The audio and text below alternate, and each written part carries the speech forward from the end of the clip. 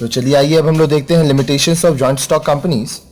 Difficult of formation, बहुत difficulty होती है इसको बनाने में। It is very difficult and expensive to form a company. A number of documents have to be prepared and filed with the registrar of companies. बहुत ज्यादा expensive है company बनाना, बहुत ज्यादा जटिल भी है, डिफिकल्ट है। बहुत सारा डॉक्यूमेंट्स आपको बनाना पड़ता है और रजिस्ट्रार ऑफ कंपनीज के सामने जमा करना पड़ता है। Excessive government control. A company is subject to elaborate statutory regulations in its day-to-day operations. Periodical reports, audit and publications of accounts is obligatory. सरकार का बहुत ज़्यादा इसमें कंट्रोल होता है। हर रोज जो काम हो रहा है उसका लेखा जोखा रखना पड़ता है।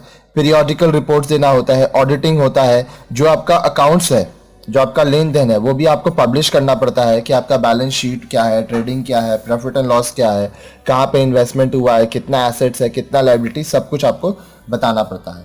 Oligarchic management. The management of a company is supposed to be democratic, but in practice company becomes an oligarchy ruled by few.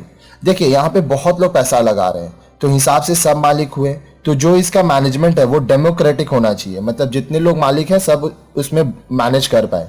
लेकिन असलियत में ये ओलिगार्सी है, ओलिगार्सी जिसका मतलब होता है रूल बाय फ्यू, कुछ ही लोग कंपनी को चलाते हैं। Delay in decision. Too many levels of management create problems in taking decisions. A lot of time is wasted in calling and holding meetings and in passing resolution.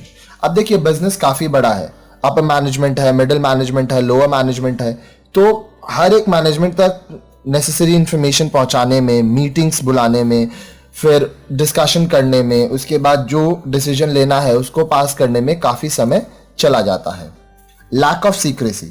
Under the Companies Act 1956, a company is required to disclose to the public a variety of information on its working. This results in lack of secrecy. अब देखिए companies act 1956 में ये है कि अगर कोई company public company है तो उसको अपना बुक्स ऑफ अकाउंट्स लोगों के सामने रखना पड़ेगा। तो इससे क्या होता है, बहुत सारी ऐसी चीजें होती हैं जो कि सीक्रेट नहीं रह पाती। तो चलिए आइए अब हम लोग देखते हैं suitability of joint stock company. किन के लिए जॉइंट स्टॉक कंपनी सूटेबल है, किनको जॉइंट स्टॉक कंपनी खोलना चाहिए। The company form of organisation is suitable for large business concern. जो बिजनेस बहुत बड़े होते हैं उनको जॉइंट स्टॉक कंपनी खोलना चाहिए। It has made it possible to accumulate large amounts of capital required for large scale operations.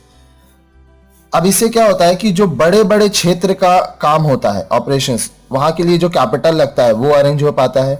Machine manufacturing, information technology, iron steel, aluminium, fertiliser, pharmaceutical are generally organised in the form of joint stock company. बड़े बड़े organisations ही joint stock company करते हैं और उन्हीं को करना चाहिए, जैसे कि यहाँ पे बताया जा चुका है। मशीन मैन्युफैक्चर करना है, आईटी है, information technology, iron steel, aluminium, fertiliser, pharmaceuticals, ये सब है। बड़े बहुत बड़े होते हैं, इनमें काफ़ी इन्वेस्टमेंट लगता है, काफ़ी बड़े क्षेत्र में यहाँ काम होता है, इसलिए यहाँ पे जॉइंट स्टॉक कंपनी सूटेबल है।